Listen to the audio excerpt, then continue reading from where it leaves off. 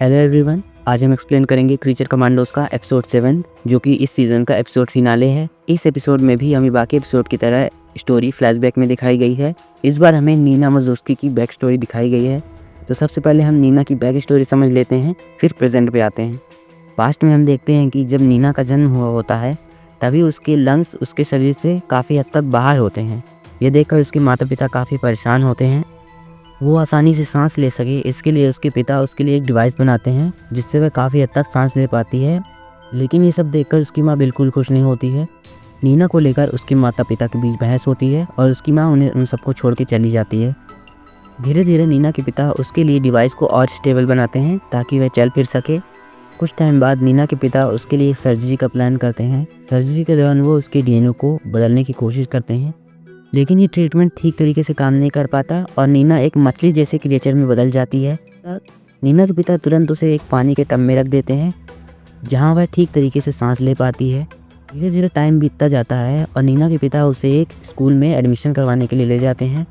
Principal Neena का admission कर लेती है, लेकिन नीना को स्कूल में काफ़ी सारी बदतमीजी झेलनी पड़ती है और बहुत स्ट्रगल करना पड़ता है। इन सब से नीना काफ़ी ज़्यादा परेशान होती है और एक दिन घर छोड़ के चली जाती है। वह अपने पिता को इस बारे में एक लेटर में लिख के बताती है।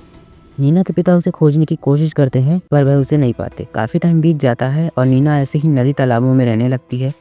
कभी कभी आसपास के लोग उसे देख लेते हैं। इस बारे में नीना के पिता न्यूज़ में देखते हैं कि लोकल पुलिस नीना को पकड़ने के लिए गई हुई होती है। वो लोग नीना को पकड़ लेते हैं, लेकिन नीना के पिता वहाँ आ जाते हैं और उसे बचाने की कोशिश करते हैं। इसी बीच एक पुलिस इंस्पेक्टर उसे गोली मार देता है और नीना के पिता की वहीं मौत हो जाती है। वो लोग नीना को पकड़ के वहाँ से ले जाते हैं और बेल रिव नॉन ह्यूमन जेल में डाल देते हैं। अब हम प्रेजेंट में आते हैं जहाँ हम देखते हैं कि एरिक फ्रैंकेनस्टीन टैक्सी लेकर प्रिंसेस इलाना के कैसल में जा रहा होता है। यहीं क्रीचर कमांडोज चुपके से प्रिंसेस इलाना के कैसल के अंदर जाते हैं जहाँ वो गार्ड्स को मार के अंदर घुसने की कोशिश करते हैं। एरिक फ्रैंकेनस्टीन ब्राइड को देख लेता है और ऊपर जाने लगता है। यहीं क्रीचर कमांडोज अंदर कैमरास चेक कर रहे होते हैं जहाँ उन्हें इलाना के साथ कोई एक क्रिएचर भी दिखाई देता है। तब तक फ्रैंकेनस्टीन भी ऊपर आ जाता है। ब्राइड उसे देखते ही गुस्से में आ जाती है और उसे गोली मार देती है। फ्रैंकेनस्टीन को मारने के बाद ब्राइड और बाकी क्रीचर कमांडोज वहाँ से चले जाते हैं। यहीं अंदर इलाना स्विमिंग करने जा रही होती है, लेकिन सर्गी उसे रोकने की कोशिश करता है कि यह खतरनाक है, लेकिन इलाना उसकी बात नहीं सुनती और स्विमिंग करने चली जाती है। वह स्विमिंग कर रही होती है तो वीजल को उसे देखकर अपने पुराने दोस्तों की याद आती है और वो इलाना को देखकर इलाना से मिलने जाने लगता है, लेकिन बाकी लोग उसे रोक लेते हैं। ब्राइड और फास्फोरस इलाना को मारने के लिए नीना को भेजते हैं। नीना उसे मारना नहीं चाहती है, लेकिन वह सबकी बात सुनकर उसे मारने चली जाती है।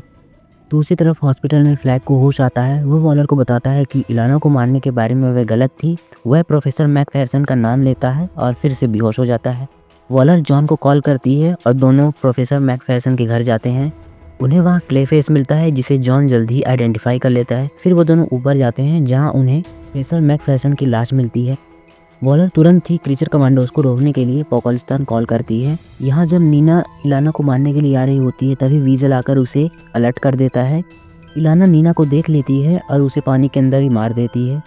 ब्राइड वहीं आती है और इलाना को मरा हुआ देखती है। पोकलिस्तान के सैनिक उसे पकड़ लेते हैं, पर तभी वहाँ सर्गी आता है और वॉलर से उसकी बात कराता है। वॉलर ब्राइड को बताती है कि वो लोग सरसी के बारे में गलत थे। इसके बाद जब सभी लोग कैसल के अंदर बैठे होते हैं तभी वहाँ इलाना आती है। ब्राइड उसके पीछे उसके कैबिन में जाती है। इलाना ब्राइड से कहती है कि उसे भी नीना की मौत का दुख है और वह इस सब का इल्जाम सरसी पर डालती है, लेकिन ब्राइड कहती है कि वो लोग सरसी के बारे में सही थे क्योंकि उन्होंने कैमरे में क्लेफेस को इलाना के साथ देखा हुआ था।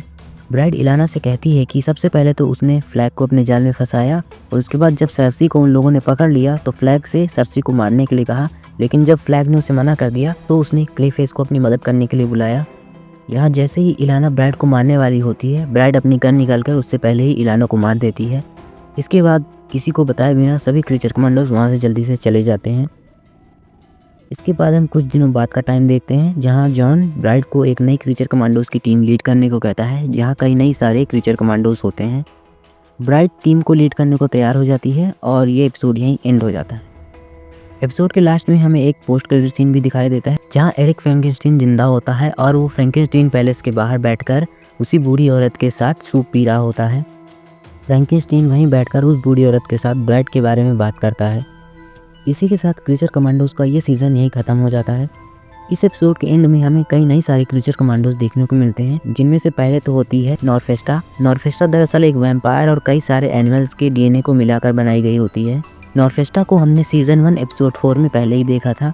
यहीं हमें खालिस दिखाई देता है। खालिस एक प्रीस्ट है जो कि पुराने इजिप्शियन गॉड अनुबिस का सर्वेंट है।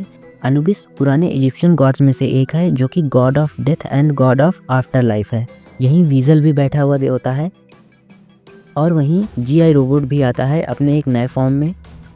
जीआई रोबोट के अलावा वहाँ किंग शार्क भी होता है। किंग शार्क का अपीयरेंस इससे पहले हमें द सुसाइड स्क्वाड 2021 में दिखाई दिया था, जिसको वॉइस दी थी सिल्वेस्टर स्टैलोन ने। हालांकि टीवी सीरीज में सिल्वेस्टर स्टैलोन ने इसको आवाज़ नहीं दी है, इसको आवाज़ दी है एक्टर डिड्रिच बेवर ने। तो गाइस ये था मेरा एक्सप्लेनेशन क्रीचर कमांडोज के सीज़न फिनाले का। अगर आपको ये एक्सप्लेनेशन पसंद आता है तो